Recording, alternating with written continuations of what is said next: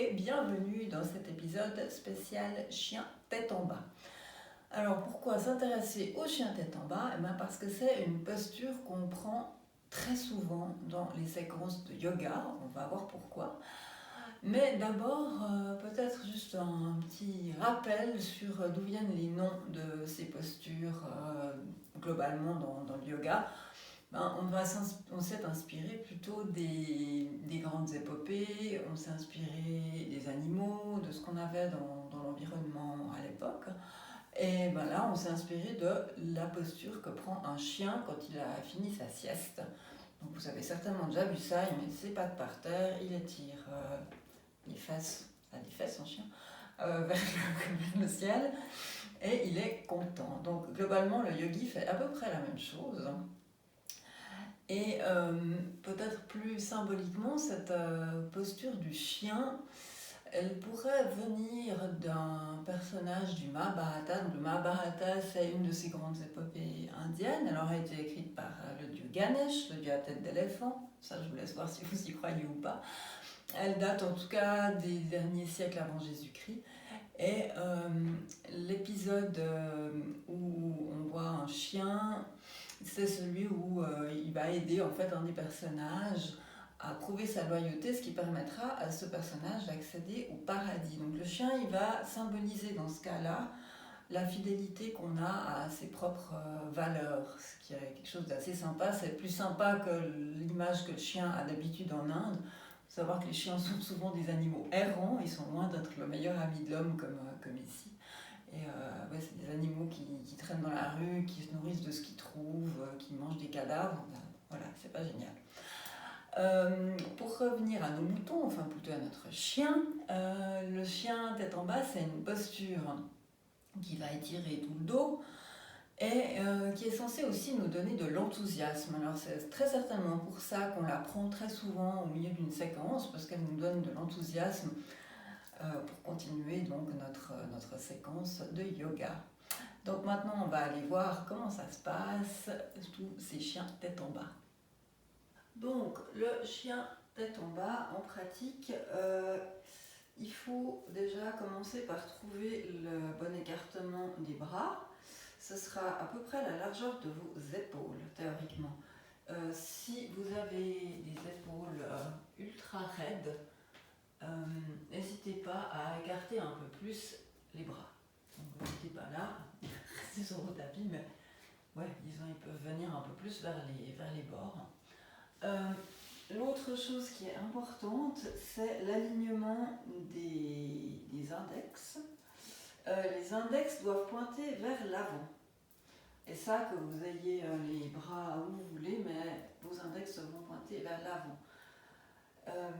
Et puis, on passera aux jambes après. Donc, posez vos mains sur le tapis, les index qui pointent vers l'avant. Et vous allez mettre du poids dans l'espace qui est entre justement les index et les pouces. Donc ça peut paraître un peu bizarre comme instruction, mais vous verrez pourquoi tout à l'heure. Pour ce qui est des pieds, on a tendance très souvent à les mettre trop près. Bon, globalement, je dirais que les bras, si on a 4 pattes, les bras sont un peu en avant. Et puis les pieds ça forme un peu un angle de 90. On se met sur la pointe des pieds et là aussi on va être largeur des hanches théoriquement. Maintenant, si on a des ischio-jambiers, donc les muscles ici derrière qui sont très raides, typiquement si on n'a pas fait de sport pendant des années ou si on a fait beaucoup de sport genre jogging, ça risque d'être un peu raide. Donc vous allez aussi pouvoir écarter un peu plus les jambes. Mais là non plus, venez pas trop loin, mais disons, par rapport à vos hanches, rajoutez 10 cm. Et même chose si vous avez un peu de ventre, ça aide. Voilà. Donc là, une fois qu'on a nos index bien pointés vers l'avant, on peut monter sur la pointe des pieds. Alors, voilà, il y a plein de gens qui essayent de mettre les talons par terre. Ça se fait ou ça se fait pas. Ne faites pas une obsession des talons par terre, on s'en fiche. L'important, c'est qu'il se passe quelque chose dans votre corps. Si vous ne sentez rien du tout, essayez peut-être de mettre le talon par terre. Si vous avez déjà hyper mal, au lieu même d'essayer de tendre vos jambes, pliez-les un petit peu. Si déjà, comme ça, vous avez l'impression que vos ischios sont en train de crier, allez pas plus loin, c'est pas la peine, on n'est pas là pour se faire mal, on est là pour se reposer et retrouver de l'enthousiasme. Je vous rappelle quand même. Donc, alors, on reprend ce chien tête en bas. Donc là, peut-être qu'on sera avec les genoux un peu pliés. L'important ici, c'est que la pointe de notre coccyx file vers le plafond.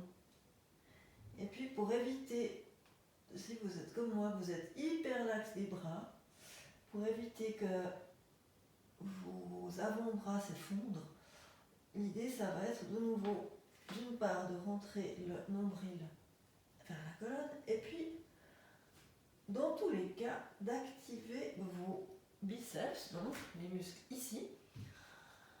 Vous allez les tourner vers l'avant. Bon, ça paraît peut-être plus facile sans poids sur les mains. Essayez 2-3 fois de voir comment ça fait.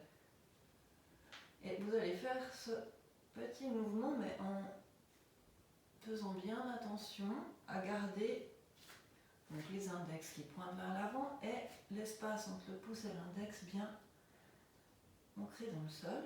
Et une fois que vous avez réussi à mettre vos biceps vers l'avant et à garder l'espace entre le pouce et l'index dans le sol, hop, montez pour voir. Éloignez les épaules des oreilles. Si vous la faites comme ça, ça ne va pas aller. Et là, tout à coup, vous allez peut-être sentir quelque chose qui va s'ouvrir dans le dos. Et vous allez peut-être avoir de la place qui va se faire dans votre colonne vertébrale et vous allez pouvoir peut-être monter sur la pointe des pieds, remettre les talons au sol, remonter sur la pointe des pieds, plier les genoux pour voir. Remettez les talons vers le bas. Et puis là, effectivement, on a souvent des transitions qui sont en planche. Genoux au sol. Pose de l'enfant. Chien tête en bas. Vous voyez le truc? Alors celles-là, vous pouvez les entraîner. Après, si vous êtes vraiment taquet, vous pouvez passer en cobra. Chien tête en bas. Planche. Etc.